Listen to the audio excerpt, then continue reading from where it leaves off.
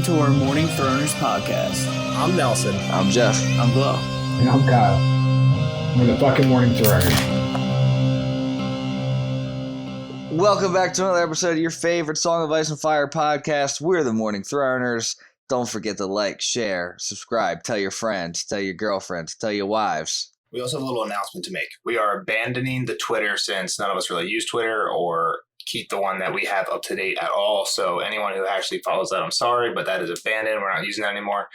Instead, because we do have mostly listeners not on YouTube who are listening to the audio version on Apple or Spotify, we're creating a Discord.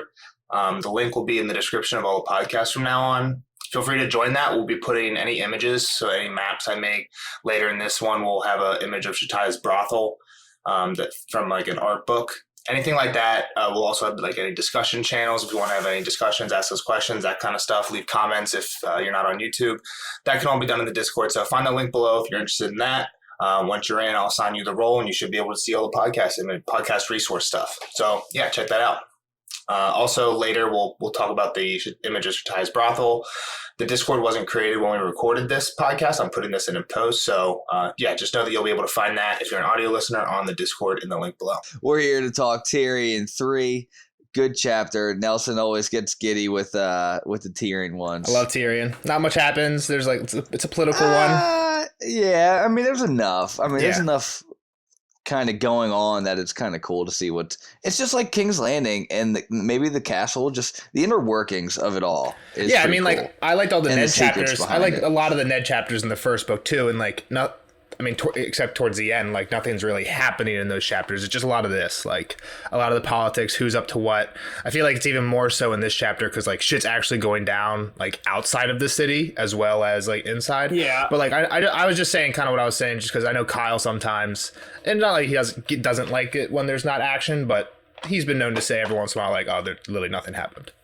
And there was like no fights or anything in this one. This was a little different though. There was stuff that actually happened. Yeah. I like it. In the first couple chapters of Game of Thrones, where it's just like your world building and nothing. It's no happens. John 2. It's no White Tree. No John 2. Oh yeah, that was a bad one. What's John 2? That's the one where they're a White Tree. Walk through White Tree. Two or three chapters ago. Yeah. That was 5 pages long. Yeah, exactly. Yeah. Well, we went over that. That wouldn't have been so bad if you were reading straight through. Exactly. Yeah. And then, but what I was gonna say is like, the dynamic of the battle between him and Cersei is pretty entertaining, at least. Yeah. 100%. Throughout all the chapters, not just this one. But I think it just is the most time where we get a lot of people that are all with so separate agendas too. Like even in this one POV, you get Cersei, Varys, Littlefinger, Tyrion. Who else? Who else shows up? Like, what's this Shatai girl? Like, why is she? Well, we've actually seen her before. So, we'll get to it, but but it's like I thought was just like kind of like along those lines was an overarching theme that I was going to point out was like Tyrion is starting to realize that like he's not just going to like be able to outsmart everyone here. Like, there's a part at the beginning part where he's like, oh fuck, Littlefinger is like actually kind of smart. He knows what he's doing, and then here towards the end, like Varys is just basically like there's a lot of information dump while they're walking in that tunnel, and Tyrion's like shit. Varys is like.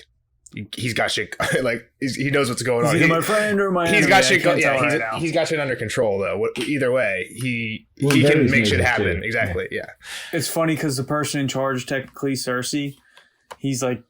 That's the She's one person. The dumbest one. Yeah. But like wasn't the last chapter like after he did all the shit with Janos, he was like, man, I was like, I love this. This is just like what I'm good at type thing. Yeah. And now he's like kind of a little bit more of a realization, like, okay, you're not just gonna walk over everyone like you walked over Janos, okay? Like Littlefinger knows what's up, Cersei's like the fucking queen, and Varys is smart. I think it's a little bit of that as well. You think he gets a little worried? That he's a little worried. He thinks here to about himself the a few people? times, like, oh shit, I gotta think about these guys. But yeah, we can he get into it. He definitely still thinks he's the smartest guy in the room. Yeah, I think so too. Yeah, and he might be. I'm not saying he might be. So let's get into it. We start out at this cancel. We start out at this council meeting. Council, baby. And Cersei's just going nuts, and someone is missing. Well, two people. Janos is missing, and Varys is also missing. No one even brings up Janos. No one even gives a fuck. Do you think they had that discussion off screen? They probably did. There's been some time since. There's been a couple weeks since that happened. I guess that's more. Honestly, Cersei probably didn't care either.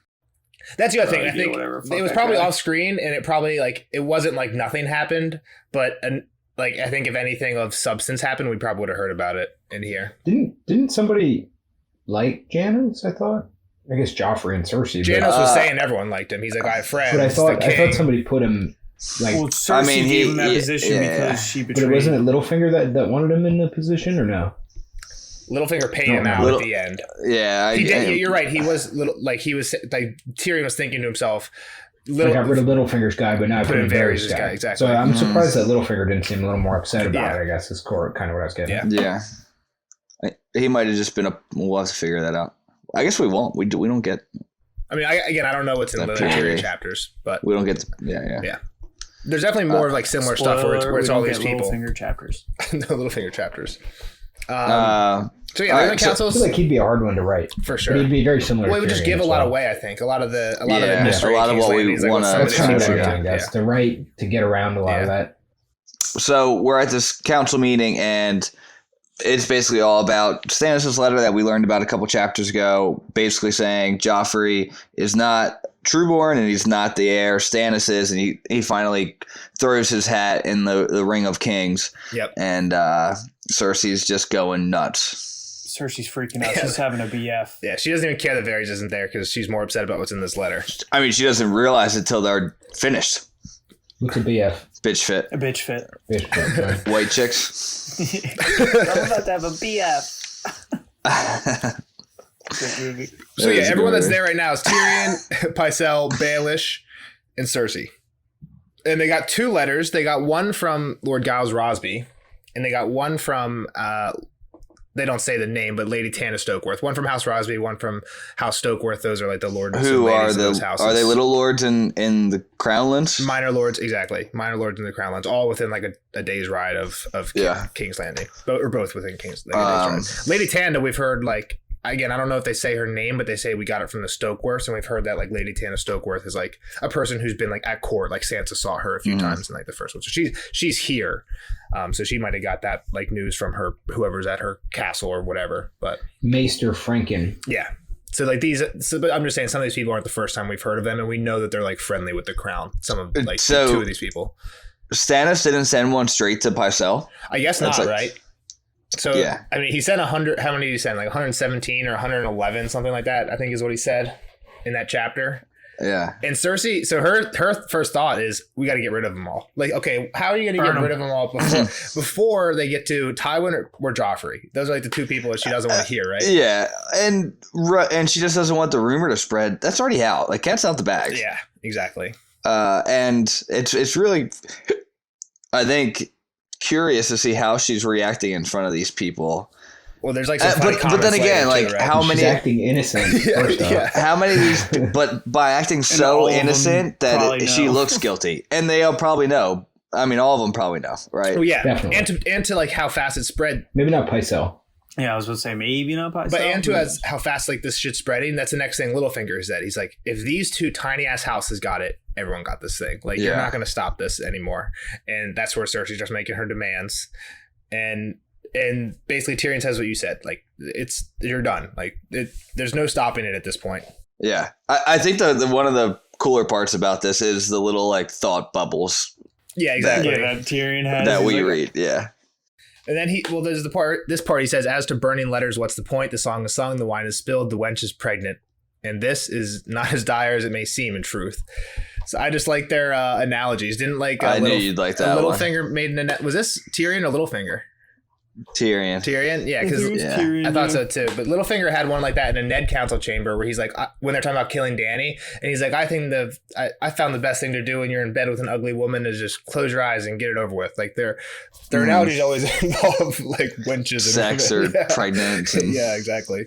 There's one mention. So Tyrion comes out with the idea, right? Let's just play it off as a rumor. Like it'll die down quicker that way. Like people are already going to talk about it, like screw that. But the next kind of big talking point is the end of Stannis' letter. Done in the light of the Lord. Done in the light of the Lord. Done in the light of the Lord.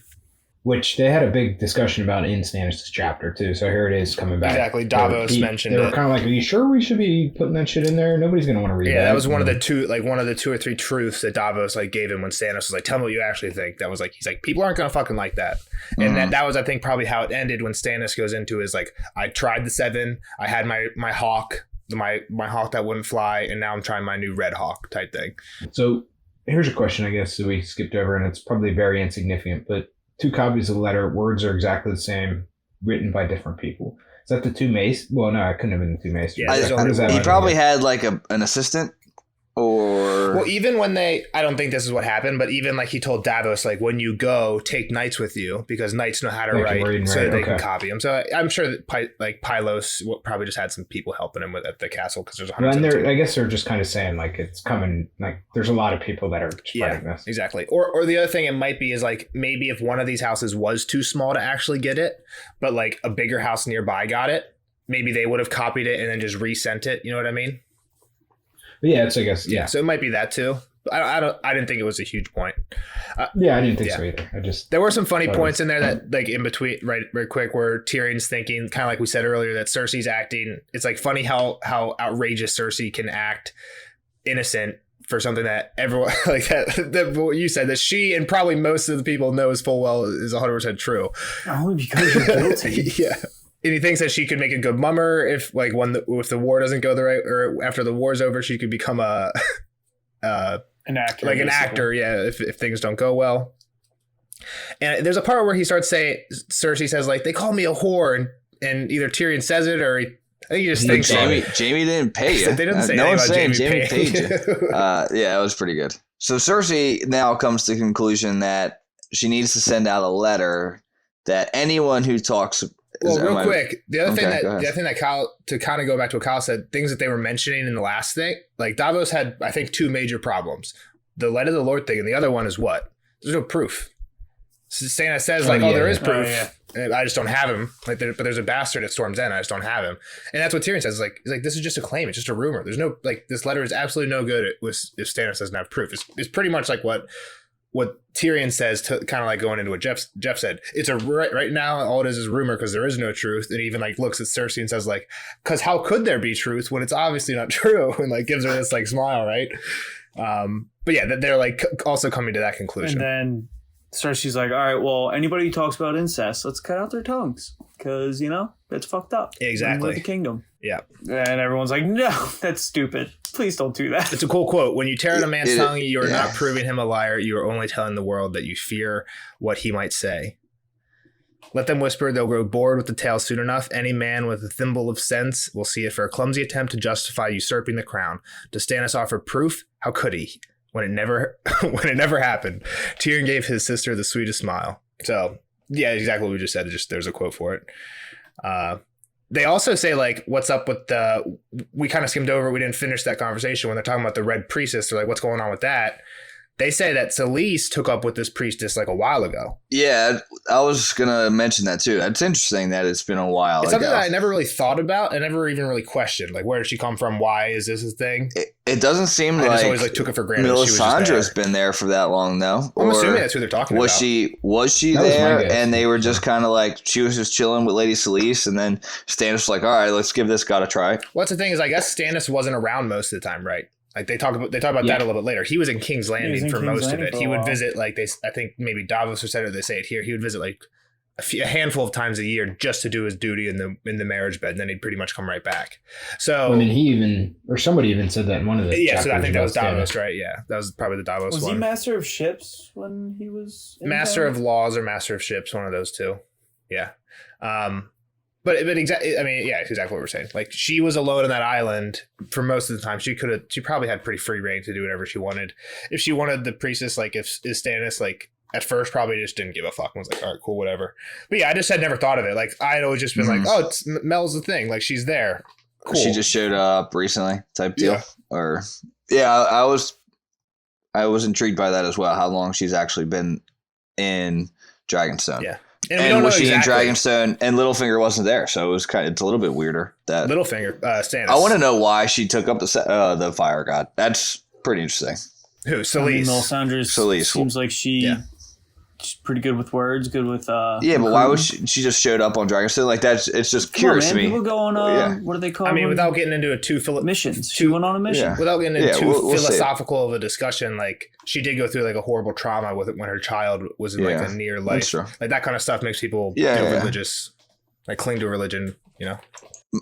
Moving on. So the coolest, one of the cooler parts about this chapter is Littlefinger's idea of how to combat this new letter. Fight fire. Yeah, pretty.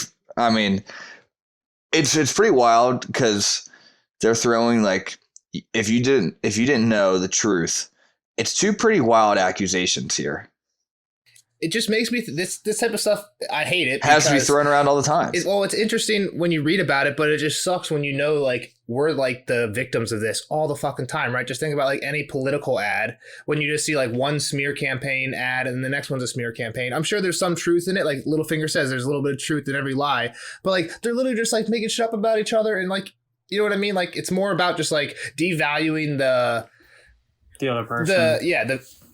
The morality or whatever of the other person than it is like actually being fit for the job in politics.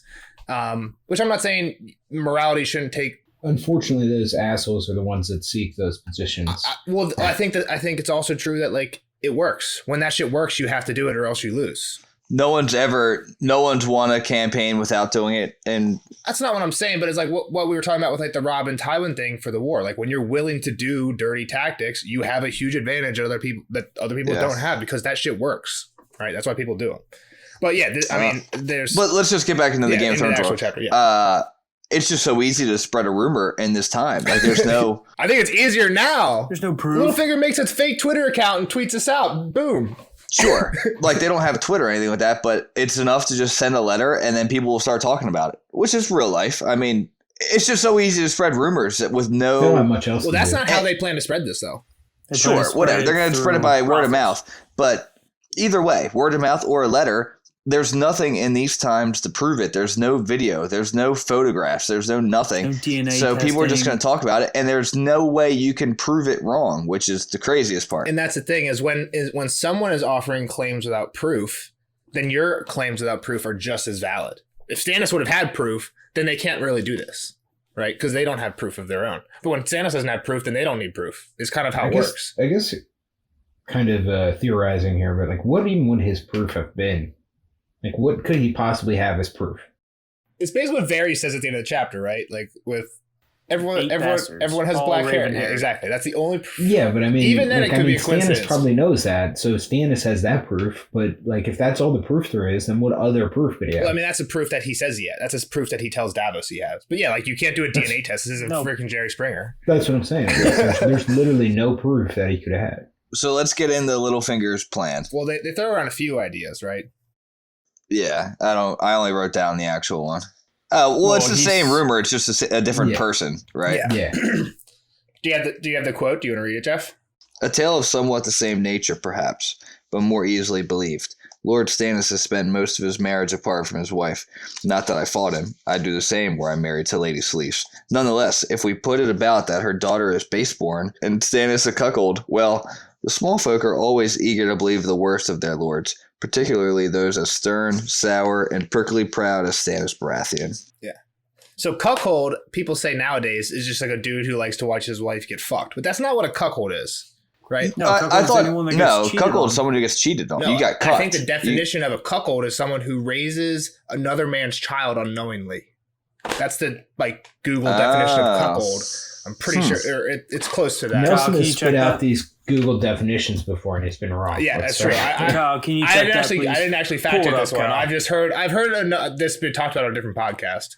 Not if you got cheated on, wife is sexually unfaithful. Yeah, that's all I thought it was. I didn't of a man a cuckold by having a say. You got affair. You got cheated on. That's the verb. You got cheated on. Just that. You got cucked, pretty much. They say it all. Like people still say it. I hear it.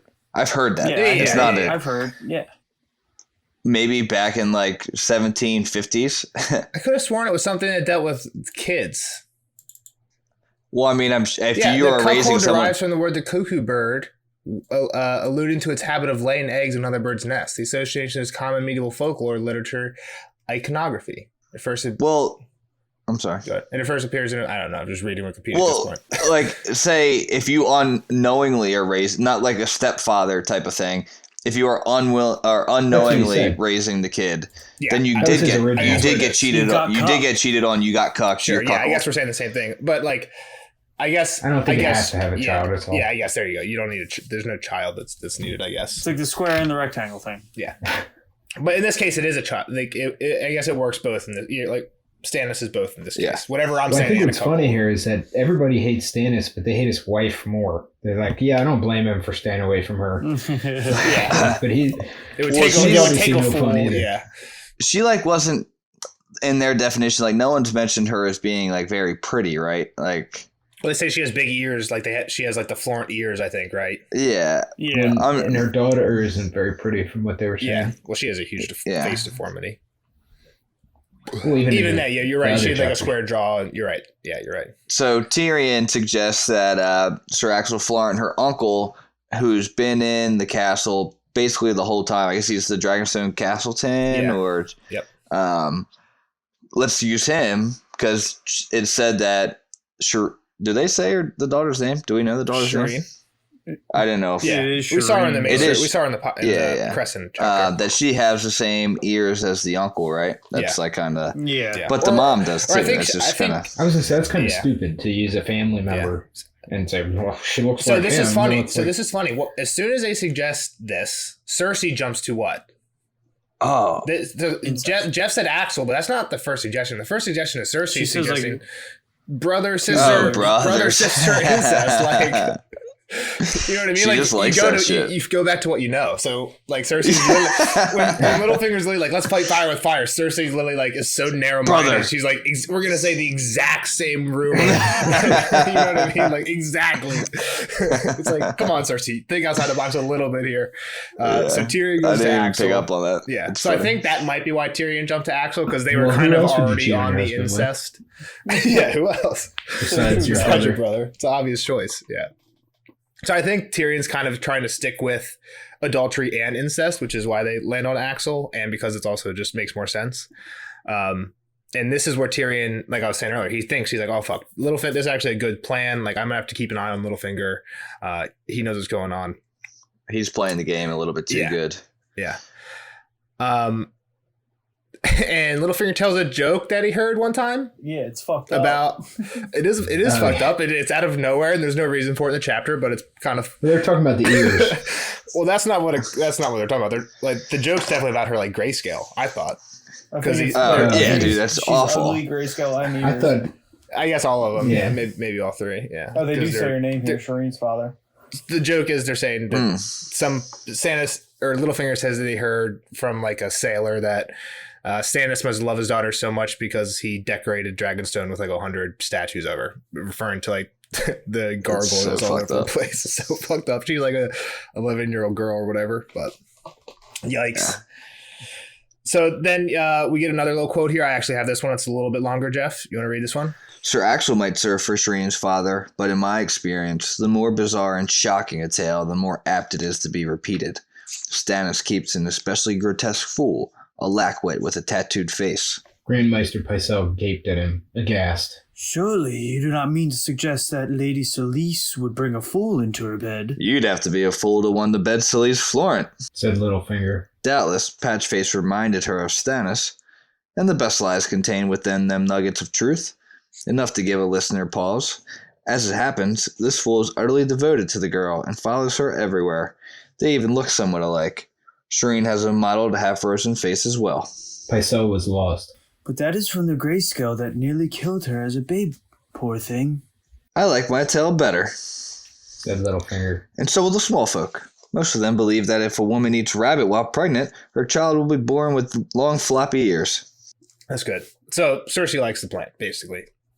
Cersei approves. Well, how in it? This is why I don't know that Pycelle knows about the incest and Joffrey and whatnot, because like he doesn't even pick up on this being a lie, and they're literally talking about making lies. Well, I think Pycelle's just like he thinks it's so absurd that no one would believe it. Is kind of where he is. I don't think that he's on the same page. No, that's not. I derailed on my own there. What I was trying to say is that he's so innocent that he's like, well, Like, why would you say that about his daughter? Yeah. It's obviously something else. She didn't have a tattoo on her face. Like, that's an awful disease. Like, what are you guys even suggesting here? And this, I think, is kind of what Jeff was saying earlier, how it's easier to spread certain rumors because, like, this is something that probably wouldn't fly now, right? Saying that Patchface and Tyrion look like each other because they don't at all. They both just have, like, weird stuff on their face. And because that's all you hear about them, you never actually see a picture or anything. You're just like, oh, a guy with a tattooed face and then a girl who has like scars on her face. Like, oh, maybe he tattooed his face to be like her. Like that can obviously, you see how that spirals, right? And there's no like pictures to compare. So. And he does follow her around. Yeah. And like, obviously we who have seen Patchface who like can't even make sentences, this is ridiculous. But the small folk who all they know is he's a tattooed fool, right? Like, what are they going to know? Yeah, sure. It's kind of crazy. They don't have the internet. So we get into how we are spreading this rumor, and we kind of hit on it a little bit. Whores like to talk, basically. Talk to the brothels and the pot shops and barkeeps. They'll get Littlefinger to spread them through his whores, and they'll get Varys to spread them through everywhere else, basically. Well, where is Varys? Oh, no. Where is that guy? Oh, he's on his errand. I was wondering the same thing. But Tyrion has to leave for King's business now. King's business. Which is pretty funny because he's telling Cersei, who's like supposed to know everything about Joffrey, his business, that he's on King's business. And she just thinks she's running the show right now. So, like, Well, what the fuck's going on? Yeah, I mean, Tyrion knows where he's going. Yeah. Tyrion knows where Varys has been this whole time. Tyrion knows where Varys is. Tyrion knows he's going to see him later. He's like, Varys is probably out setting up whatever this shit's going on. Do you want to ruin the surprise, bro? Exactly. So when she's like, where Varys, they're like, oh, I don't know. And Pycelle's like, I fucking hate him. And Tyrion's like, well, yeah, Varys loves you too, dude. But when he's saying this, he's thinking like, I know where Varys is, but obviously I'm not going to tell all these people because the point is a secret. Mm-hmm. I'm making Joffrey a little chain. So I was like, why? He's got a fuck ton of chains. What does he need another chain for? He'll like this one even more. This will be his favorite. So Tyrion leaves. He's talking with Bronn a little bit. Everybody's up in his chambers. Bronn he comes his in. Pleasure. Tyrion's busting Bronn's balls about adapting to the court life, and he's like, next he'll be kneeling for me. And he's like, fuck you, Dorf. Yeah. Bronn's funny. Yeah, just a quick little back and forth between Bronn and Tyrion. Pod, we see Pod again. I think we've met him before. Mm-hmm. Pod helps him get changed. I didn't realize how young Pod is in this film. 12. Yep. Young boy. He's laying out clothes. He thinks that like maybe Tywin gave him Pod as a joke because he's so like shy and like can't even look you in the eyes. Did, though, right? Like that was the point. We don't know, but Pod doesn't seem like a very abled squire, so I mean it makes sense. Mm-hmm. So, and we find out who's waiting for him. I guess we already knew. Bronn said that all the Smiths were there, but it's like, so. Why are these Smiths here? And we kind of find out the reason. Yeah, we get the reason, but we don't get the reason. We get what they're gonna do. Yeah, the Tyrion shifting production, big time. He's again, armor and swords to chain links. And we find out a little bit later that it's in more than one way too, but which is pretty interesting. But what's going on, Kyle, with the new forging? Well, I mean, yeah, that's what Claude just said. They're stopping the war, armor production and sword industry. Yeah. All the stuff Cersei wanted. The swords armor. All the stuff Cersei wanted. Well, yeah, exactly. And then he wants these giant ass chains. Yeah.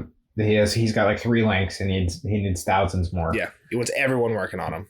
So day and night. What is the actual? Does everybody make 3 links and then just like cast them off to the side, and then they just make 3 more links? And then you got to have like, so he like gets Iron Belly to be in charge of everything, but like you have to have some sort of like, okay, you guys just make normal chains, and then your next door neighbor links them together type thing. Yeah, makes the connectors or something. Yeah, some kind of what?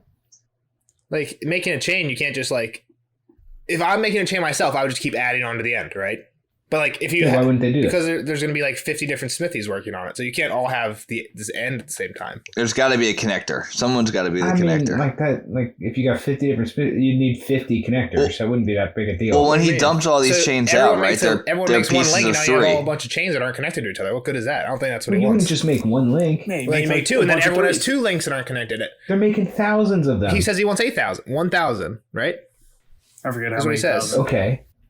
The point is, like, so you got 50 guys. They're making, what are they making? Bad at math. I don't even know if it's each? 50, but like, say you have 100 to make the math easy. Everybody makes 10 links. Now you have 110 link chains. That's not what Tyrion wants. He wants 1,000 link chain. That's what Jeff's saying. It doesn't matter. We're just getting the logistics of making chains. It doesn't matter.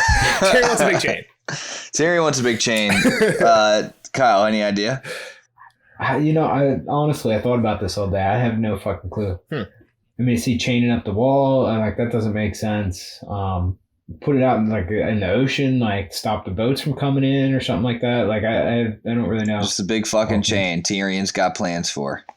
Big old chain. He obviously does, and he thinks Joffrey's going to really like it, which really makes it more confusing. The one interesting part of this meeting is that an old feller dressed up really nicely named Silurion. Yeah. For some reason, I thought every other reread I've ever done of this book, for some reason, I always thought this character was Gendry's master.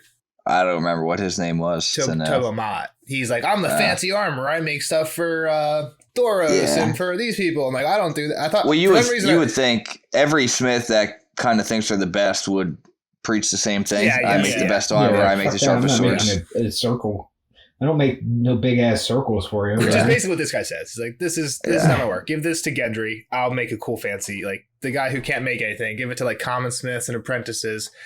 I'll take a fancy. Like, I'll make you something fancy. I'll make you something sick with a demon's head helm. You make me chains. You're gonna be wearing chains.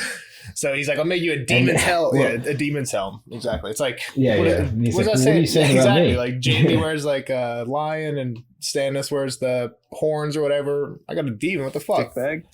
And then they all cry a little bit about how like Cersei's like, she said she's gonna smash our hands. Yeah. And Tyrion like, God damn it, Cersei. Like, no wonder everyone fucking hates us. Like, this letter's gonna come out. Like, this is not gonna be good for us. And like, he just threatened everybody. And then he goes on and then he goes on to threaten them. Like, I thought that was a little bit funny too. He's like literally like in one breath, like, Cersei, you idiot. You'll wear chains. You'll wear chains. I mean, I'm not saying violence is not worse than not putting people in chains. Like, Joffrey, when he was in court, everything he did was like cut off his hand, rip out his tongue, shit like that. Like, that's like life changing. Chains for like a month or a couple years or whatever for the rest of your life. I don't think he's going to lock them up for the rest of their lives. You're right. The punishment they're threatening with is different, but what they're doing to them is the same. They're both like telling them to do something regardless of whether they want to or not, obey me or suffer the consequences. Mm-hmm. So I get what you're saying. He's giving them worse consequences, but they're both kind of being like, they're doing the same thing here. All right. They're giving them ultimatums. They finish this convo. The old Solarion walks out angry. It kind of gives like a double cross look back. Tyrion's done with these people, and he already told Bronn to like have. Wait, does he? Tyrion just walks out without looking back at them. I thought it said. Tyrion's like, you'll make chains to wear him, and he just dips without even looking at him. Yeah. Oh, I thought that was Solarion. No, that was Tyrion. So here's a question here, though. Does Tyrion know that? Well, I guess he's a Lannister who pretty much is the one that has all the money, but like, does he know that Littlefinger doesn't have money for this, really? You mean the Crown's financial situation? Yeah, because he said he could count on Littlefinger for that much to give the guy as much coin as he needs to buy iron. I think, again, I don't know enough about politics to explain how exactly it works, but like America is ridiculously in debt and we still pay people when we need stuff, we still get money. You know what I mean? I just saw a video about someone asked Biden if we're going to hit the debt ceiling. How can there be a debt ceiling? We're in trillions of dollars. Yeah. Like, I don't know a thing about it. I don't care economics or politics, but I saw a tweet today too saying like, "Oh, Biden's going to talk to like Dow Jones about the debt." And I'm like, it's all fugazi. What? Biden's going to talk to the stock market about the debt? That doesn't make any sense. It's all fugazi. Again, just like fake words. People just like say stuff, and then all the small folk, us, are like, "Ah!" Here we are spreading it on our podcast. All right, so Tyrion leaves. I thought he was going to see Shay immediately. He's already kind of left to go see Shay. Yeah, right? So I was wondering what Kyle thought. Like, you guys didn't have this, but no, it's cool. But like, as a first time reader, it's definitely meant to believe that like Tyrion is done with Shay. I'm done. That's stupid. I know I'm stupid, because every chapter it ends with him realizing he's stupid for going back to Shay, and now it's like, I'm going to this brothel. He tells Bronn like, I'm done with camp followers. First that he was going for a different reason, but then he does pick he does tell a lot of people, on the way. But I still thought he was going for a different reason. But then he started picking the girl. Exactly. Up until they're going to the room. Then it was kind of like, oh, I guess here it is. Right up until he gets in the wardrobe, you are led to believe that he's going to have sex with Alayaya. Which is a freaking awesome name. So yeah, we're jumping a little bit ahead. I was wondering what Kyle thought. Like, did you believe that Tyrion was like, no, then yes, then no, then yes, and no. Gotcha. I was going to be unfaithful. It was kind of like one of those things because that was his rule with her, was me and nobody else. But I thought maybe he was going to not that it was part of the rule, but I thought he was going to break the rule. So as he's traveling, he's kind of thinking about the city and kind of how it is, and he mentions how he's trying to feed the city. So you were talking about earlier, Jeff. Like he's done a few other things, reassigned some resources besides just these smiths. Trying to get food, trying to get people trading and shit, and mostly food. Right? It seems like mostly food. Yeah. So what's he been doing? The woodworkers are no longer making catapults. Yep. Are they woodworkers? Carpenters is what he says. Carpenters are making fishing boats instead. Yep. So people are out fishing. The Kingswood must be private hunting lands that are now open up to more hunters. But it's across the river. Which river? It's outside the walls. It's a little sketchy. Yeah, it's in shady territory. Just like outside the walls, you got to cross the river. Yeah, like you're not in the protection of the gold cloaks anymore. The gold cloaks are out foraging for berries and plants. Yeah, they're like, what the heck? We've seen Arya out here. There's literally nothing. Like near the capital, there is nothing. So like they're out there foraging, but I can't imagine they're finding stuff. Yeah. Right. I mean, I guess they're going south of the castle, and Arya went north, but I can't imagine there's a lot anywhere. Well, it's just, I think that's funny because it's like the police. They pretty much sent the police out there. Exactly. I mean, so who else do you have, right? You don't have a national guard. They don't have a national guard though. Just like the peasants. Just call more people in, like, hey, go get food, or we'll smash your hands on anvils. Hey, go find some berries, and we'll give you a loaf of bread. Yeah, like I mean, the people you send are hungry too. Yeah, like they can eat while they're picking. So that's their payment. He does all those things. What do we think about that? Are those good moves, Kyle? I mean, he's trying to help. So, I mean, the second two I think are fine. The third one maybe isn't great, but the first one, like, we do have a potential war coming, and we're exactly making fishing boats. Both this and the Smith thing are like. How many fishing boats do you need? You think you should have some catapults? I mean, I would think as many as you can fucking get. If you're playing like Halo Wars or like what are those types of games called where you like make, you know what I'm talking about, where you make your troops out of like a base or whatever, you want as many as you can fucking get. There's no limit on like Clash I have 5, Clans. I'm good now, or I have 1 for every tower, I'm good now. I want to put 7 fucking catapults in every tower if I can. You know what I mean? Like there is no enough. First off, 7 catapults probably won't fit in the tower. You know what I mean? There's no enough a crew catapults of like 4 people, right, to man 1 catapult. The city has nothing but people, so that's not true. We just went through that. They had nobody left. There's no able-bodied people, but there's a lot of people. Just train them. No able-bodied. You think it doesn't take an able-bodied person? Just train them. You think somebody has to be in better shape to pick berries than to fucking man a catapult? I'm just saying, if you send people to get food, they're not gonna give it to you. They're gonna take their own food. If you tell them to shoot this catapult or their city's gonna burn, they might shoot the catapult. It's different, right? Maybe. Like, why would I think it's a lot harder? If you told me go on the field and get food so that you can bring back food and give it to me so that we can feed the starving, and I'm starving, I'm gonna go get the food and say fuck you and just put it in my house. You know what I mean? And be like, oh, here's the other thing. They're making boats. Does everyone have a fishing rod? Now they got to make fishing rods too. The production line. That's just a stink. Who's making the fishing hooks? The blacksmiths are making chains. It's just the whole making nets. Why do we get so hung up on all the medieval production lines around here? It's just an industrial revolution here. Yeah, I mean, I just think it's interesting. Making boats. I'm just going to point out that Tyrion is taking away efforts from war, city defense, stuff like that. I mean, because otherwise they won't have a city to defend. I'm not saying it's a bad call. I was asking I was just kind of asking your opinion. So I'm also. Don't they have some catapults anyway? You would think, Lord, that they already have some. They have to. I mean, they've been making them, so. Yeah.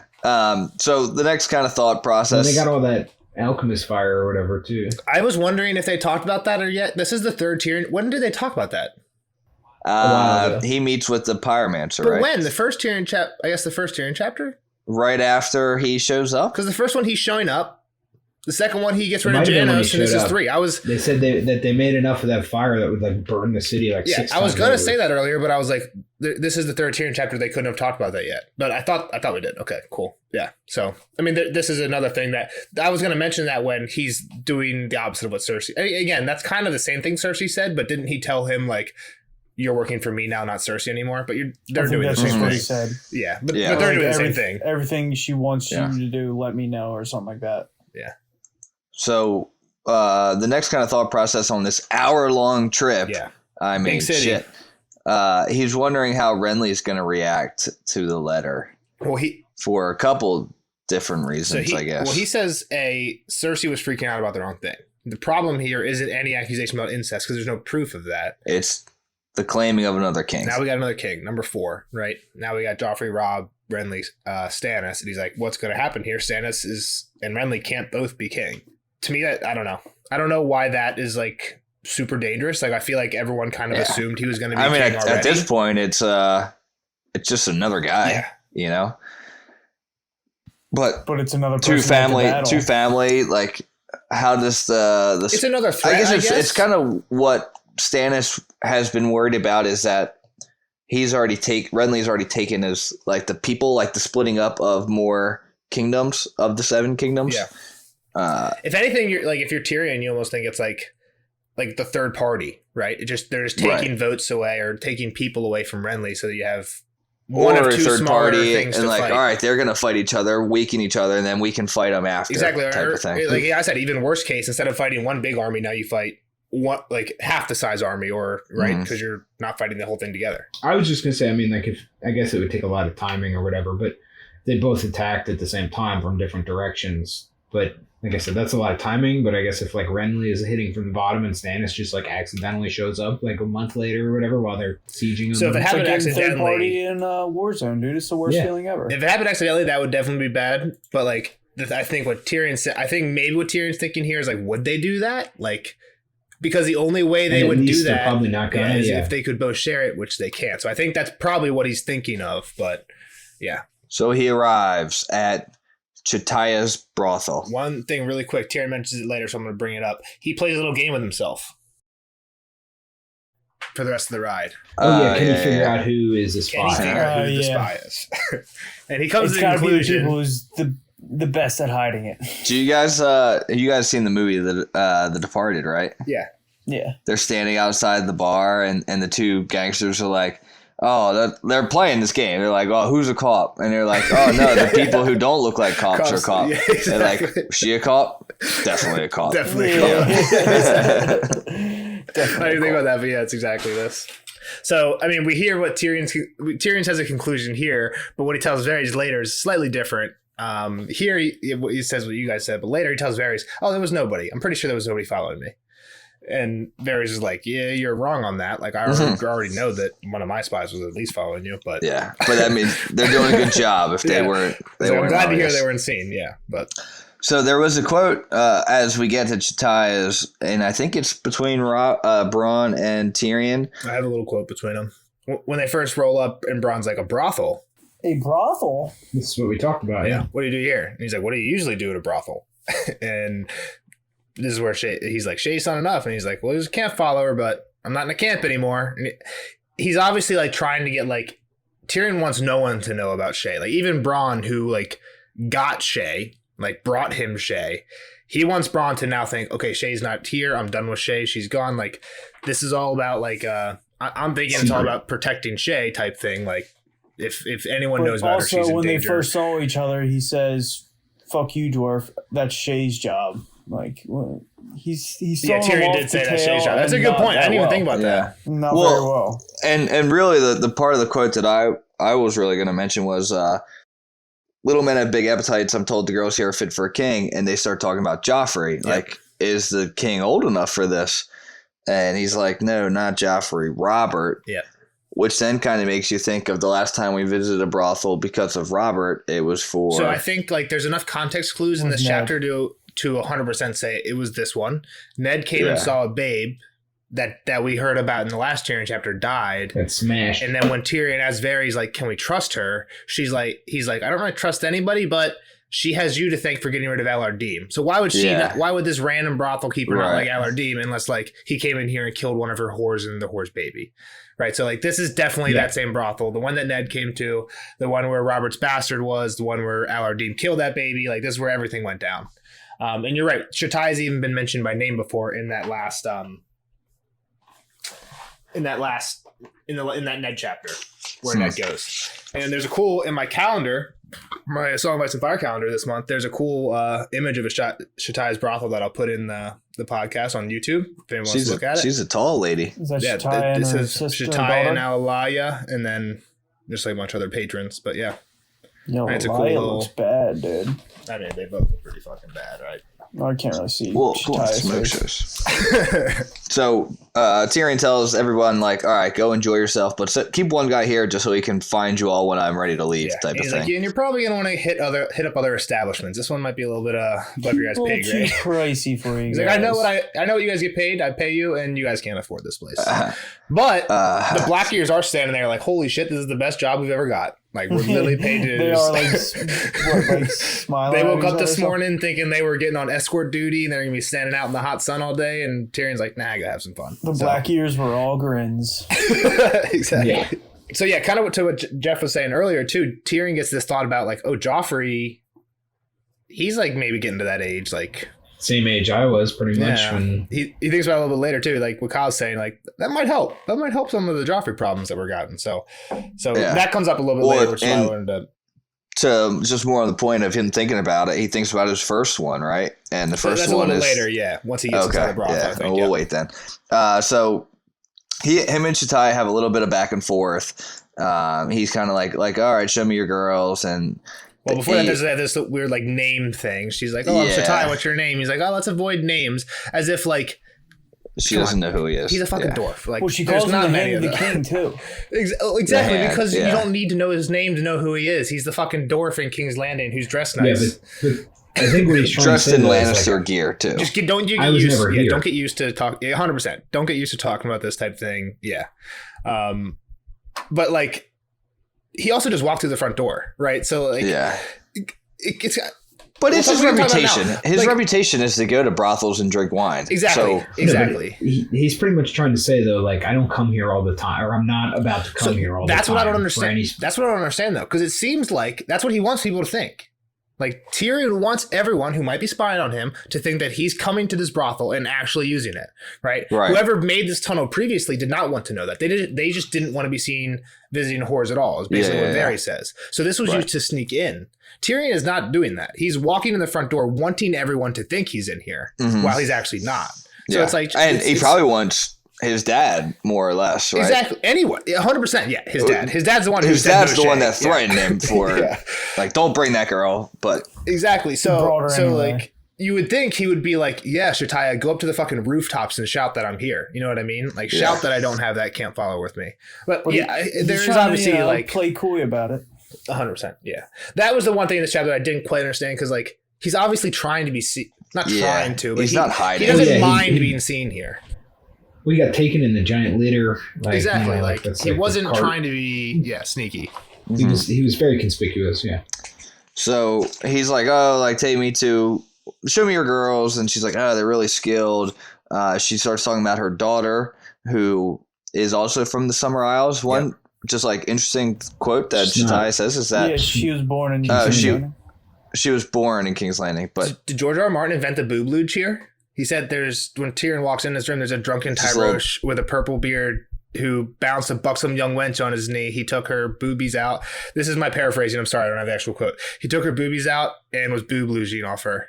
I mean, George R. This book was written in like 2000. I mean, I guess if you're not at your house, you're not worried about spilling wine on shit. Like, he's on a bed. He's on like a cushioned seat. Do it up. I'm just saying. Like, I didn't think a boob luge was like a thing until like 2018-ish, maybe. And this is This was written in 1999. Nelson, your concept of history is... I'd never seen a video of a boob luge. Boob luges have people didn't record everything like they do nowadays. That's true. They're getting letters of pictures of boob luges back in the day. They rave it instead of Snapchats of it. Cave drawing of a boob luge. Fucking New Mexico. I don't even know if you're being serious or not. He's joking. I'm not. I feel like knowing Kyle, I really am being knowing you, serious Kyle, that it there's like has a to have 5% existed. chance that there's actually like some weird history that you know about that's true. Yeah. But no, it Kyle has to just have has a existed. book on Yeah, the yeah. history of boob losing. All right, so back to kind of so she's from the Summer Isles. Her daughter was born of a I guess around here. of a cuckold, I would assume. Well, she was born here. Yeah. So we don't she ever hear got of her father. Shatai There's no got guy. pregnant, Yeah. probably whoring, and Well, no, now because that- she says the daughter's like also this is very dark skinned. a speculation on my part. She's super dark skinned, and when Tyrion asks like, "Is she Summer Islander?" she says like, "Yes, she is, but she was born here," which makes me think that the father was also Summer Islander, but we don't maybe know. We do know of one other Summer Islander. There's only one other black person we've heard of in the whole besides Salvador San. I think he's number 2. Was it the boat captain? Salvador Yeah, San. Salvador San. He's number pirate. 2. But there was one other one we've heard of in passing. There's this guy Zalabar Zoe, who is from the Summer Islanders. He's just a black guy. Was he the archer or something? He I think he competed in the archery competition, but he just shows up and asks for money every once in a while. He's like, they took my island that I used to rule off of in the Summer Islands, and they took it. And Robert just like liked. They said in the first book like Robert just like liked his company, so he kept saying like, oh, I can't fund your war to like retake it yet, but you can. I'll let you live in the. So he's just like chilling at court basically. So. Not that it matters, but there is another Summer Islander we've seen. So just one interesting thought about the Summer Isles was that the Highborns actually like leave being Highborns for a couple of months to a year to actually be a whore. Yeah, they do like they have this like religious. That all starts because gods. he asks if she's from the Summer Islands. Like is she just another person from there? And she's like, well, that's my daughter, pretty much. And he's like, you're letting your fucking daughter do We this? touched on her. We're skipping over too. He asked her age before he even asked about any of that, and she says, "Oh, 16. she's 16." This is where we get that Good original. age for Joffrey. Maybe Good age for Joffrey is old and, enough to and we be get the here. remembering of my first time, and he's like, Yeah. he remembers it fondly. Then he's like, "You stupid dwarf!" Like, snap the fuck out of it. Dumbace. Yeah. Then he goes back to thinking about it, or going back to like the present. But yeah, so like that's where you get the whole like it's actually like I mean it's a way to praise God essentially is what they're saying. Like he made our bodies, so why not? Exactly. Why not worship? Why not enjoy him? It made us to desire too. So Yeah, it was almost like a religious rite of passage to like do that to like honor the gods. And Tyrion's like, what the fuck do the gods have to do with anything? I know you had this next. Remind me to tell the high set. Yeah. I know Nelson had that one. He's probably got a sign up on his door of this quote. If I could pray with my cock, I would be much more religious. Like you just love Tyrion. Like I'm surprised you don't have a T-shirt with that quote. It's definitely a great Tyrion quote. I think it's interesting. What I was honestly thinking of this was like my anthropology class when I was reading this. Just like how would that work? Like there would be so many like bastard children. Like how do those all get taken care of? Like that's what I was honestly thinking when I was reading this. Like just the logistics of it don't seem to make sense. Like I'm just saying that's what I was thinking of the logistics. I just don't think a culture like this. I'm sure. I mean, there's probably cultures that are closer to this than what we have, but I think there's a lot of logistical problems of why this wouldn't work out because you have a lot of babies running around anthropologically. It's probably not a word. Moving on. They just make them use sheepskin. Come on, dude. Yeah, intestine. Oh yeah. Thank you. Gotcha. I don't think They have to wear the Tie the sheepskin end while up. they're wearing. They have medieval contraceptives. You're sheep saying? intestines. They did. Did they? That was an actual thing. Yeah. Medieval times they had contraceptives. Sheep intestines was their condom. Intestine condom. Yeah. They used those in the medieval times though. I don't know if it was medieval times, but there's definitely before the invention of the latex. I knew it condom, before that, was- but like I don't think that's medieval times. I think they just had babies and fucked with it. I don't know. And then got the Black Plague. Yeah. So they get up to the room and Tyrion starts talking to how are we saying it? Alaya. He's like, babe, you're so beautiful, babe, but the only thing I care about you is your tongue. She's like, well, And he's totally been quarter to half chub the whole he's walk. quarter chub. He's getting hornier the whole time. Yeah. Like, oh, this could be humiliating. I don't know why humiliating, but whatever. So we get a little bit. You got a boner in a fucking hostel. Who cares? Or a Well, what we brothel. know now is like him and Elalia probably like before any of this happened knew this was going to happen and knew that Tyrion was coming there not to fuck him. And then Tyrion walks into this room. He's got a raging boner. It's like Elia's like, dude, come on, like that's not what we're here for. Just slightly. I mean, it's slightly So awkward. you're going to meet your miss. Well, I guess she doesn't know why she's raised. He definitely tucked it up into his waistband. You don't just walk around with a boner. You're not just pitching a tent walking around. I mean, I don't know, but he has like a weird waddle anyway. Like he might be able to hide it. Yeah. So they have a little talk, and he really just wants to know, like, hey, can I trust you too? Like, are you gonna spill the beans? She's like, don't know. I know how to keep my mouth shut. Don't worry about that. So and she like, says right, cool. it will please you or something. And he's like, all right, well. He's like, well, now what do we do? And she's like, you want to get in the wardrobe. Yeah, this will. You'll find what get you're in the closet. Here. Yeah. That pleases me. But so he goes in there, and it's basically pitch black in there, and he's just funneling around in the back wall, and he finds, I guess, the latch for it, opens it up, and he goes into a little secret compartment. I don't know if there's a ladder or something, but he climbs down a little bit, and he sees Varys, and Varys is all done up, in international man of mystery. He's got fucking fake beard, scars, and shit. A fake beard? I thought a real beard. Stubble of a dark beard. Yeah. Maybe he just didn't come to council chamber for 2 or 3 days. How long does it take to grow stubble? Takes me like a week, but it takes most guys like a day and a half. He doesn't have balls, so I don't think he can grow a beard. I don't know how that works. Maybe you're right. I don't know. Somebody without balls, right in. I don't have balls. I don't have hair on my head. Nelson, you just said you couldn't grow a beard. That's any female. Problem solved. Oh, wow. Got me. Got him. Answered. That was pretty good. Good job, Cal. I don't know how we all missed it for so long. All right, so Tyrion climbs down this ladder through a dirt tunnel. Sees Varys. Varys isn't looking like himself. Varys is dressed back in his. I feel like this is like his guard or like when he saw Ned. City watches. Maybe like what he was wearing when he came to see Ned in the dungeons or whatever. Yeah, like maybe he doesn't have too many disguises because it sounds like exactly the same as that this one sounds like it works pretty well though. He's got a new walk. He's got a new smell. Yeah, like he does the whole. He laughs nine. Differently. Yeah, he's pretty good. He knows what he's doing, which probably scares Tyrion too. Yeah, again, it's kind of what I'm saying. Sure. Tyrion is in his head thinking like, okay, Varys knows he's got this shit under control here. Yeah, we get the mention of Tyrion not seeing any guards and Varys being like, hey, well, you're not supposed to. That's the point. Yep. My guys are legit, and my guys even work for Cersei too without her knowing. Like, I'm the master of this shit. They don't come with Master Spider for nothing. The thing we said earlier where, like, can we trust Shataya? Not really, but she doesn't like Cersei, and she kind of likes you because you got rid of LRD. Got rid of Alar, so yeah. There's no reason not to trust her. Yeah. And then Tyrion's like, you look good in this getup. You should come to the council chamber. And Varys is like, well, no, that's not going to happen. Cersei wouldn't approve. And Cersei's like, she would literally shit herself. She would shit herself, yeah. She would soil her small clothes. And, they come out. I think that's pretty much it. They come out of this tunnel. They come out of the stable. The weird little... Well, they explained the tunnel, why it was there, like you said before, to sneak in. It also kind of...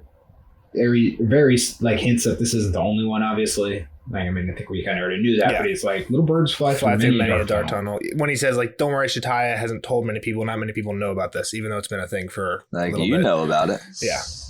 He's like, well, I know about a lot of shit. Yeah. Then they get to the stable. There's a bunch of like ugly old horses, and he's like, well, this is pretty shitty. Like, he's like, what the fuck is this horse? He's like, I don't know, but this guy's wind. And Barry's like, that's the point. He's like, they're not meant to carry you to battle. They're meant to look like every other poor dude's horse. Yeah. And they cloak him up. They cloak him up to look like a boy. I think this shows Varys like knows little boy. He's a more like on the same level as like the small folk. Like he knows how to like fit in. Yeah, he understands like kind of how they think. Like he can just do. Well, I mean, he can walk around in a little disguise. He says, and no one knows who he is. I think what Tyrion says, like, why do you do this? He says, like, unlike you, I can't leave the castle with a column of knights around me. Like, and just like you, I'm at risk. Like, there's a lot of people that don't like me. So when I leave as someone else, basically. Inconspicuously. Just kind of badass. Yeah. So he's cloaked up as a little boy, and I think Tyrion's a little bit curious of what Varys thinks of the Stannis letter. Well, so he tells him. He brings it up. I don't think anybody was surprised when Varys was like, "Oh yeah, I knew already." Right? Yeah. And he's like, "Well, what do you think about it?" And I have from here to the end of the book as a quote. He accuses my brother and sister of incest. I wonder how he came by that suspicion. Perhaps he read a book and looked at the color of a bastard's hair, as Ned Stark did, and Jon Arryn before him. Or perhaps someone whispered it in his ear. The eunuch's laugh was not his usual giggle, but deeper and more throaty. Someone like you, perchance? Am I suspected? It was not me. If it had been, would you admit it? No, but why should I betray a secret I've kept so long? It is one thing to deceive a king, and quite another to hide from the cricket in the rushes and the little bird in the chimney.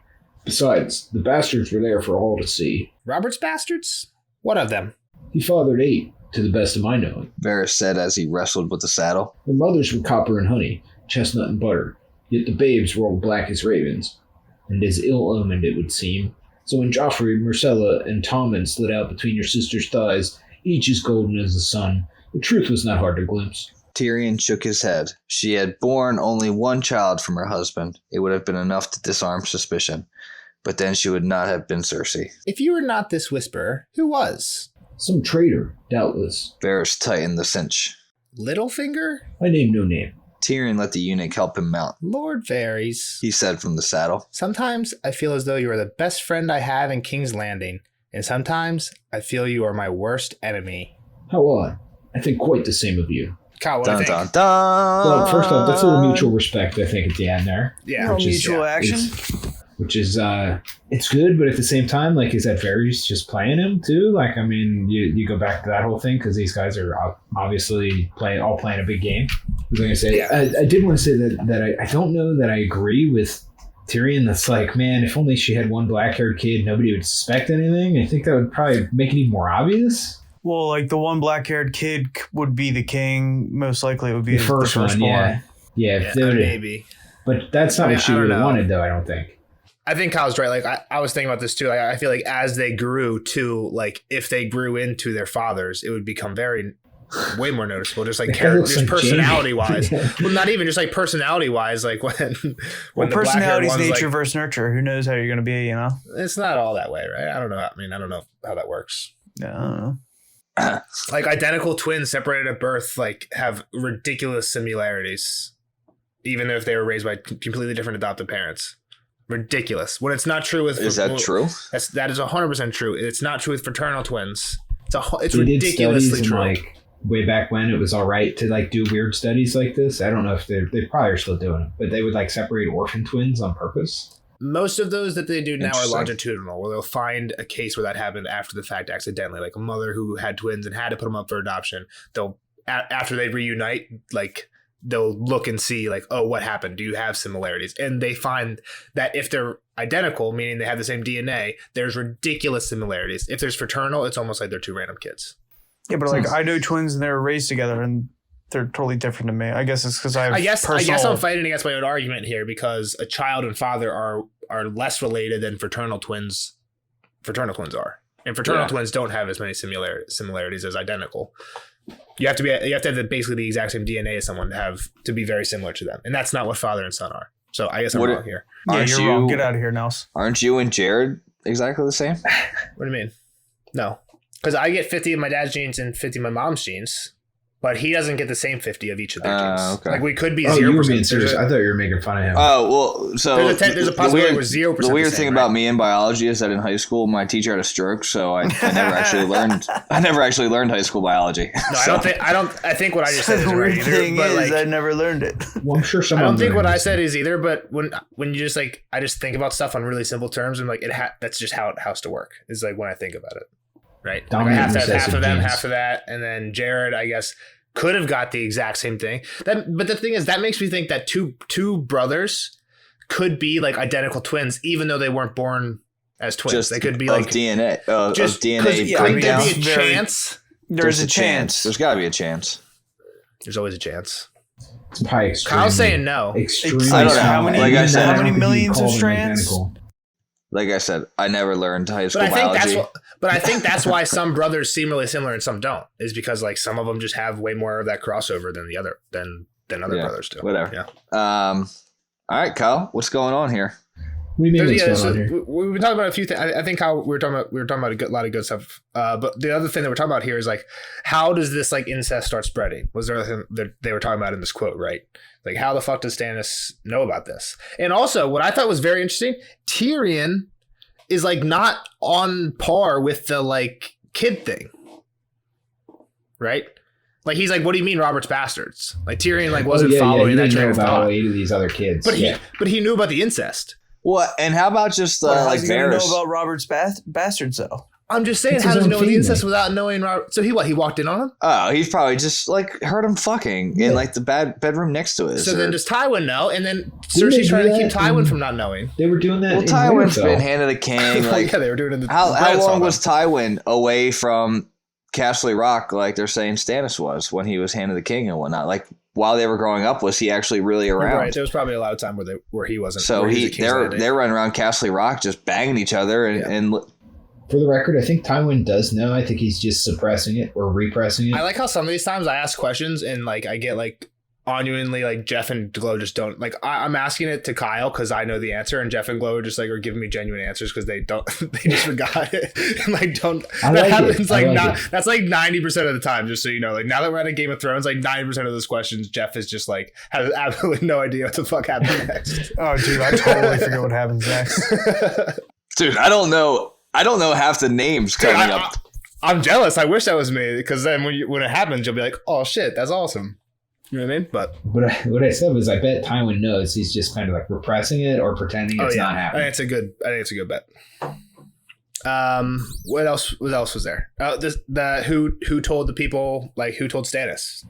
Yeah, I mean, We don't get a definite answer, but like there's a pretty like I know, but do we believe Ferris? do we believe it? Yeah. The reason I don't believe him, and I think it was him, was because he said somebody whispered it to him. Isn't he like Yeah. the Yep. whisperer? And like, He is you a know, whisperer. And again, like I'm not 100% sure here either, but the other thing was like when Varys was talking to Ned in the dungeons in the first book, like he didn't really make it clear what his intentions were. Like it didn't seem like it was Stannis, but that's like kind of what Ned was pulling for. And not like Varys was going to get Ned out into the Night's Watch. So it's not like Ned would have had any say at that point. But like there's, I guess, a potential that there's like a slight alignment there. Well, what was he saying? He was like, we need to get the rightful king in here, pretty much. But we also, I'll remind you that we heard that Varys in that Arya chapter, Varys down in the Dragon Skulls. So like we had that. Varys is all over the place with like. Well, I knew that's he the was thing. down Like there no with, one knows. What's his name? So yeah, Illyrio. so no one knows like Illyrio. no one knows like where his like allegiance is. That's the thing about Varys. Like, there's so many theories and stuff, but now you're starting to see like why this gets really complicated. But yeah, I think it's interesting. I was just trying to get your take on it because there was a few things that they in that chapter or in that little quote there. But that's all I got. Cool. That's all I got, Kyle. All right, that's all I got, Kyle. Any predictions? I don't know if Well, we I mean, really I got kinda any went through here. them all. Yeah, we talked about the chain and stuff as we were going. Yep. So I think Gotcha. I'm really leaning heavily into the chain and the port off kind of thing, trying to keep Stannis at bay. But who knows? What? I feel like that's something that you should just have in your bay already, right? No, the ability to close. It should be. So it out sounds there. like I I'm don't know. wrong if it's I'm not a confusing king. Nelson and he's acting like it's such a strange I idea. didn't hear. I honestly didn't hear what you said. Like I think I for heard the what Jeff chain, said. he's going to chain the port off. You know, like you chain your driveway when you go on The vacation. port off. Yeah, gotcha. Oh, I mean, I feel like if you were a you're kingdom, giving you'd want- yourself off for living in the middle of fucking woods. I don't think many people. I literally, you said that. I was like, what is that? I mean, I don't do that here, but growing up we had a chain. I mean, people in the suburbs do not change their driveway off. I know what you're talking about because I also I have a family who lives in the woods, but yeah, you just drive around it. because somebody could just park in your driveway and they would never see it because you're just surrounded by woods. If somebody parks in your driveway when you're gone, your neighbors would be like, "Who the fuck's car is that?" we had our driveway was like a quarter mile long back in the woods. Yeah, like your parents. Exactly. did. That's what mine Quarter is. mile. Yeah. Mine's not a quarter I mile. live Mine's my like, life a quarter mile at a time. mine's like 100 My yards. block's not a quarter mile. All right, Mine's Kyle. a good way. But yeah, let's get Kyle out of here. We're going long. I'm gonna have to edit this at some point. Bye, Kyle. Like, subscribe. See you, Kyle. Bye, guys. Later, nerds. Spoiler alert! Spoiler alert!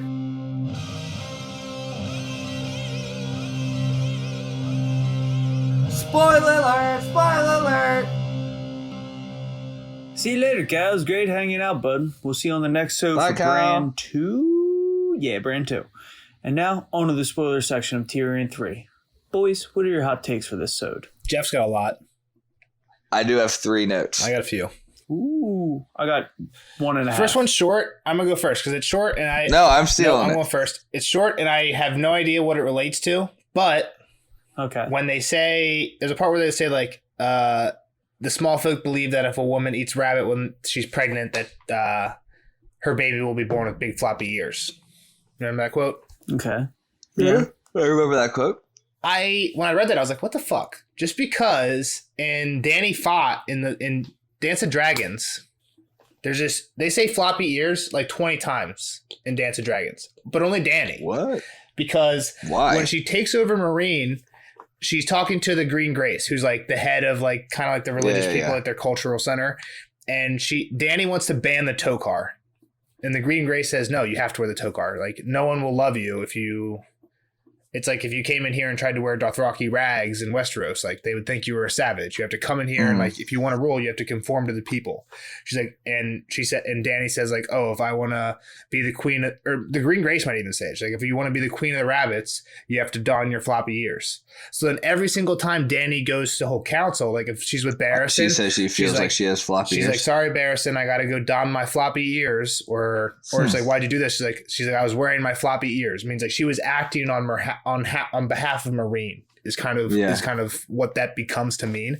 But they say it so many times. Like if you look up a search of Ice and Fire where you can like type in a phrase, and you put it for all the books, there's one time they ever say floppy ears in this chapter, and then like literally like 10 to 20 in Dance with Dragons, all in Danny chapters. How is that going to get tied in? I have no idea if there's any relation at all. Just like, I don't think it is. Just like it stuck out to me when I read it. I was like, that's a Danny thing. And I looked it up on Search of Ice and Fire, and I was like, I actually had that in my notes too, because I remembered that from Dan. The floppy ears thing. I'm completely lying. I was gonna be like, damn, shot in hell. I remember that. You'll be surprised when we get to Dance. You'll be surprised how much they say it. They say it a lot. Now I'm gonna look for floppy ears. You'll never see it until Dance. I'll tell you that, but you'll see it a lot. So one thing we have, remind us when we get to floppy ears. Do we need to talk about it more? I have no idea what it means. I can't even think of a parallel. No, we don't need to. So one thing that we do talk about all the time, there was a sweet mention in this chapter. I didn't catch it. Great, thanks, Jeff. I didn't catch it. Took one of my notes. I didn't catch it until we were doing the podcast because it was in one of the quotes we read, and I forget what it is already. Girls are as sweet as they are beautiful. Two. That's not the one I caught. Oh, girls are Shataya, as sweet as... Shataya says this. Your I'm pretty girls sure. are as sweet as they are beautiful. Is she talking about Aliyah? Is she talking about Aliyah? Because Aliyah does lie for Tyrion. Yeah. So there we go. And then what's the other one? Tyrion calls in his thoughts, he's like, sweet sister or sweet Cersei, always helping out the small folk or making the small folk love us. That's not the one I remember. That's another one. So the quote of mine is, show me a few of your girls. It will be my great delight. You will find that they are all as sweet as they are beautiful and skilled in every art of love.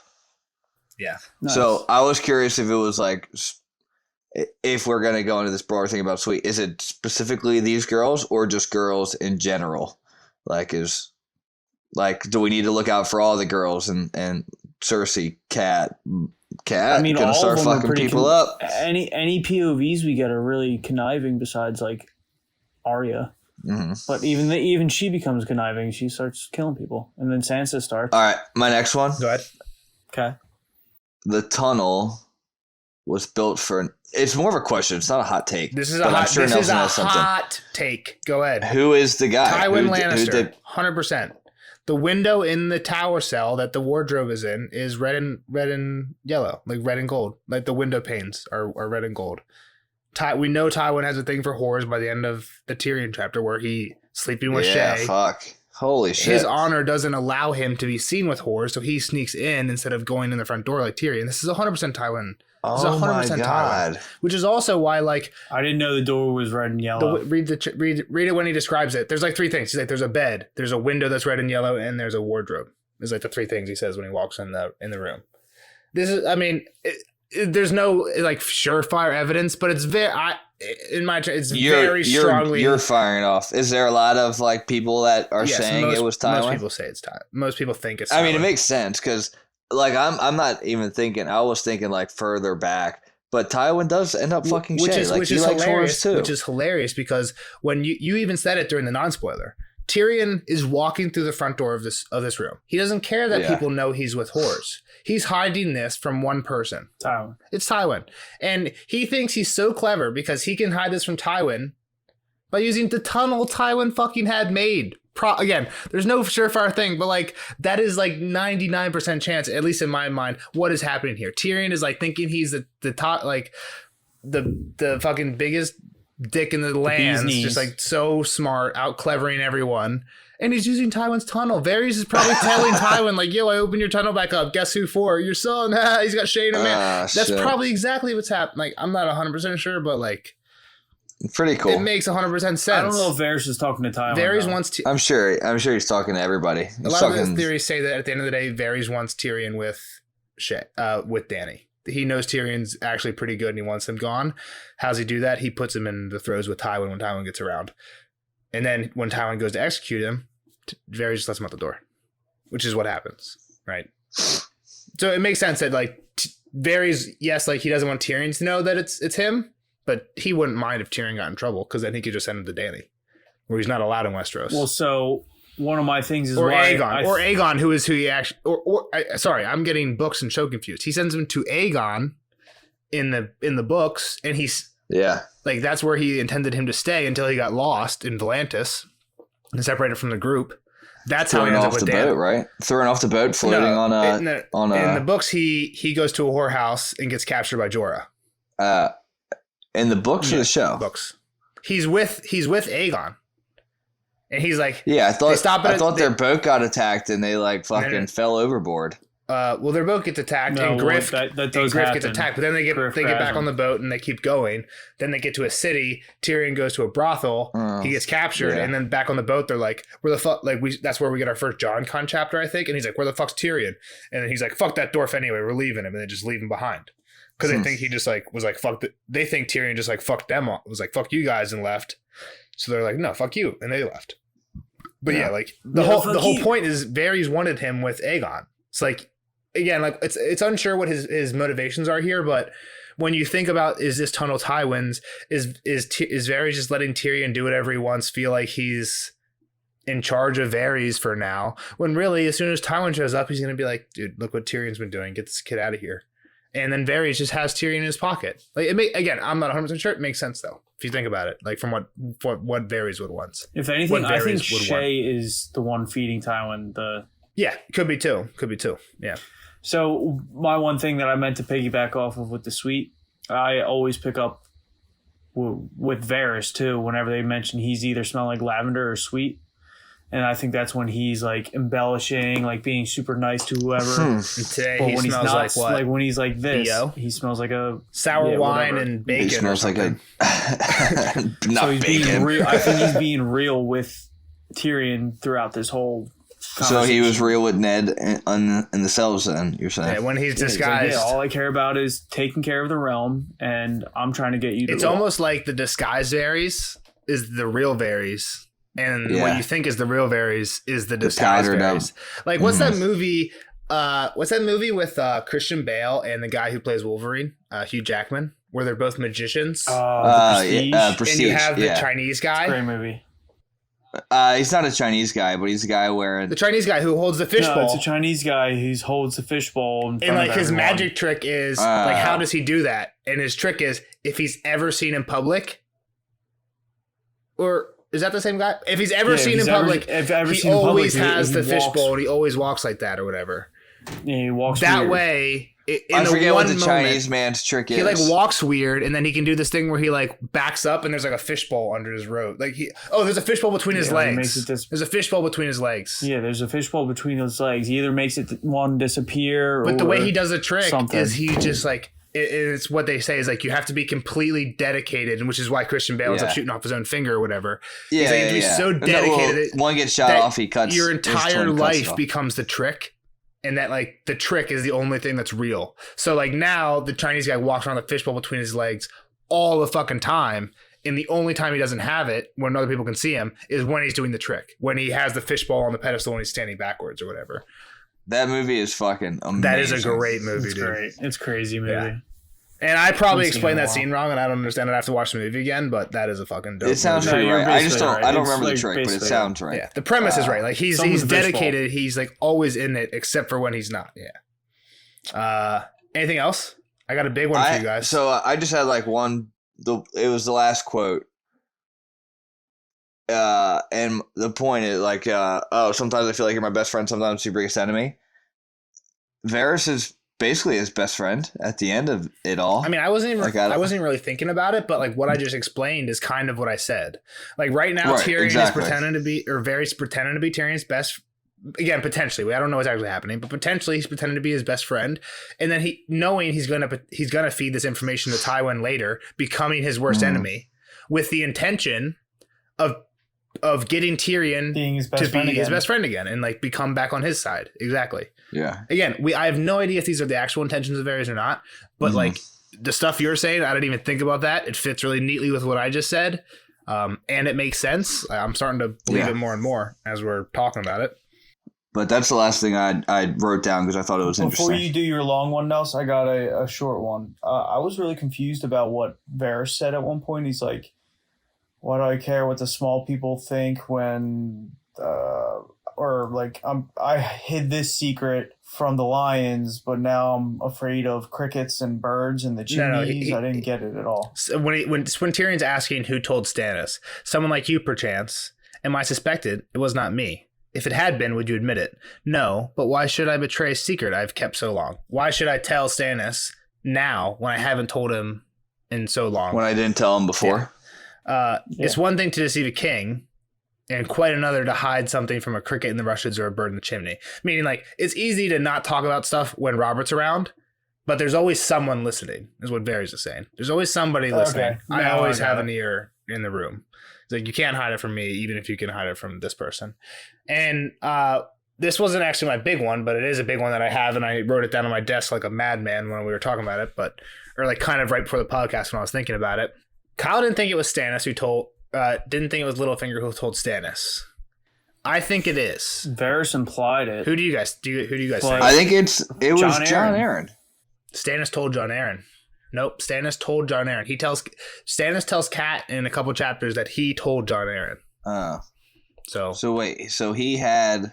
All right, well, if Stannis tells Jon Arryn, then... So he had the book? Yeah, I think it's Littlefinger. I don't remember Kat... So Kat meets up with Renly. I saw a video on this before of like who told Stannis, and that's why when I got to this, I watched it really quick right for the podcast, and I was like grabbing... I don't have those features. I was grabbing from other people. But yeah, there's in a few Cat chapters, like Cat 2 or 3 of Clash of Kings, she's talking to Stannis, and he says like, once I learned, I told Jon Arryn or something like that, and she says, and not your brother, and he says, I never spoke to Renly of it or something like that. So we know that Renly and Stannis didn't talk to each other about it, but they both know about it. Pycelle is playing as so clueless that Kyle doesn't even think he knows about it. We know he does, but it probably wasn't Pycelle, right? Tyrion, I don't think. Wait, we know Pycelle knows? I was trying to think if he knew. Like, obviously he knows he's a fucking maester. He should know. He knows later on.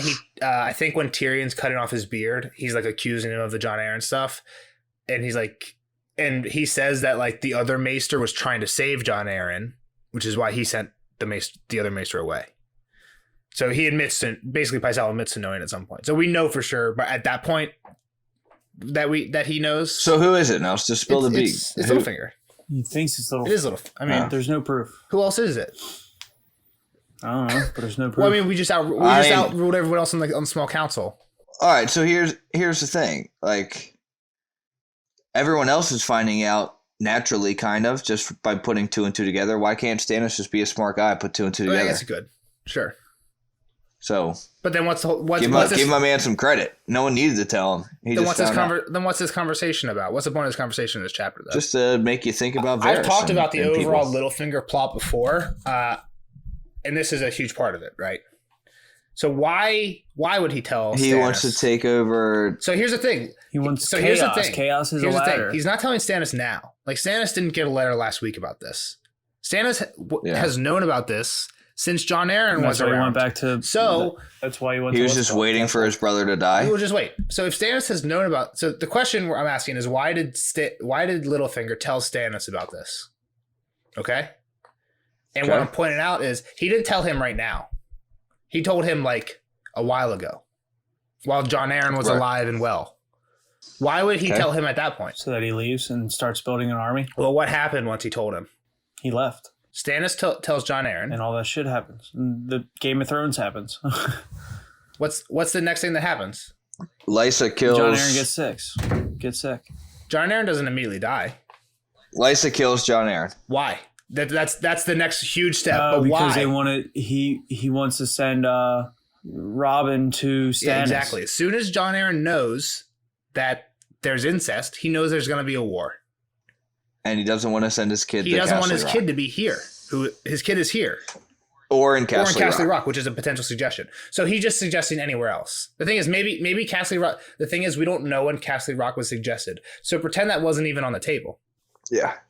If Littlefinger can get Jon Arryn to try and get Lysa and Sweet Robin apart, then Littlefinger knows he has it in with Lysa and can convince Lysa to kill Jon Arryn, therefore causing the Game of Thrones. Right? So Littlefinger, again, it's crazy that if he can actually foresee these dominoes falling, but he tells Jon Arryn so that Jon Arryn tries to foster Sweet Robin, knowing it would evoke a reaction from Lysa, and he would then be able to convince her to kill Jon Arryn, which would then, again, maybe he doesn't know what happens after that, but maybe even if that is his end, that is still a pretty complicated chain of things where I think I can whisper this in this person's ear, and the end result is I can get this wife to kill her husband.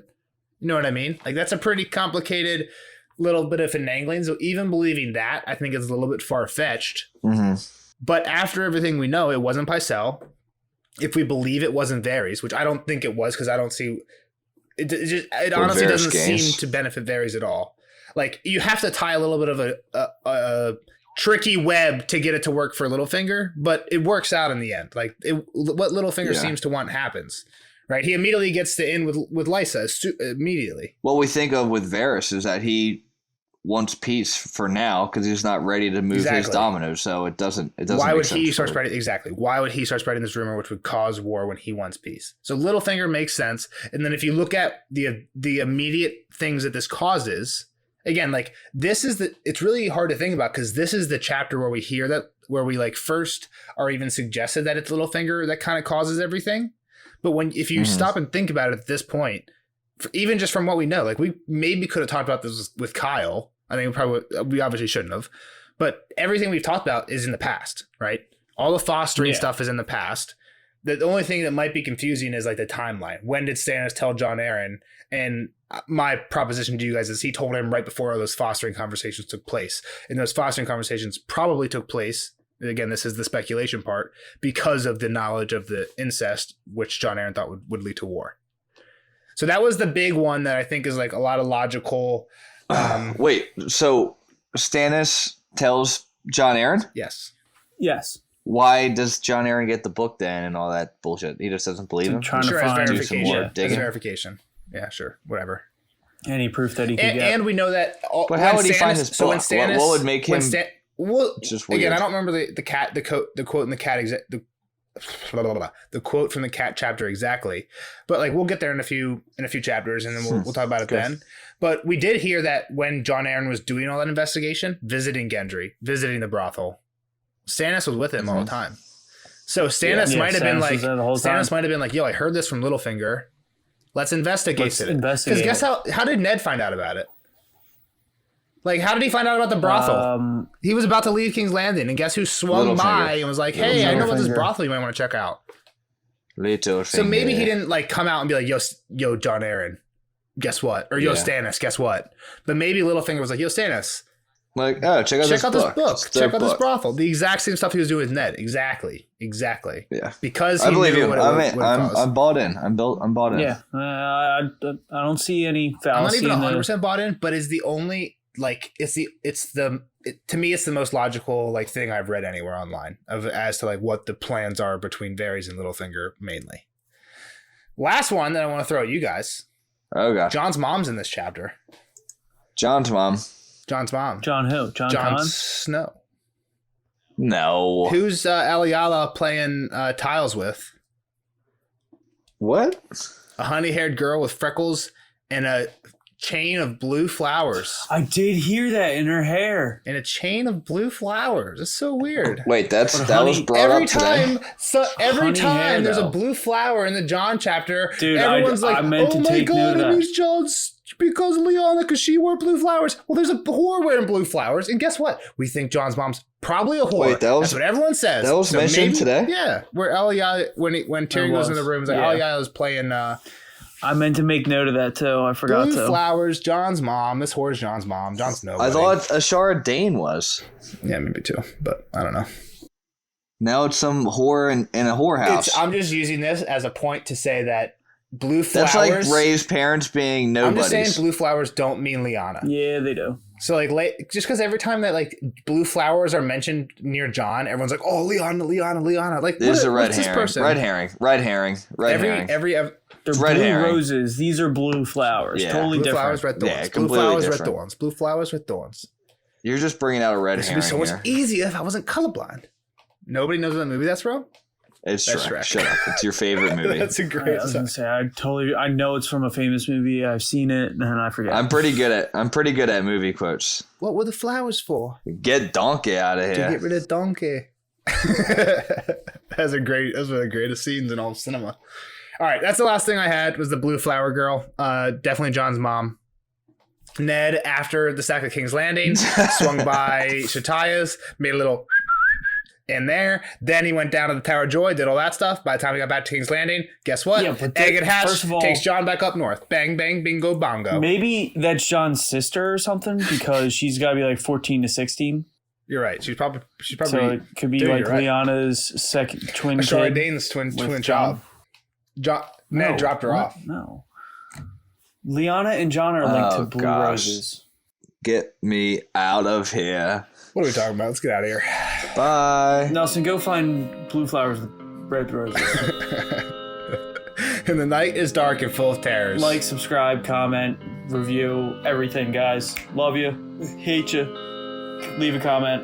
Nelson's a bitch. Night is dark and full of terrors. Next ode is Brand 2.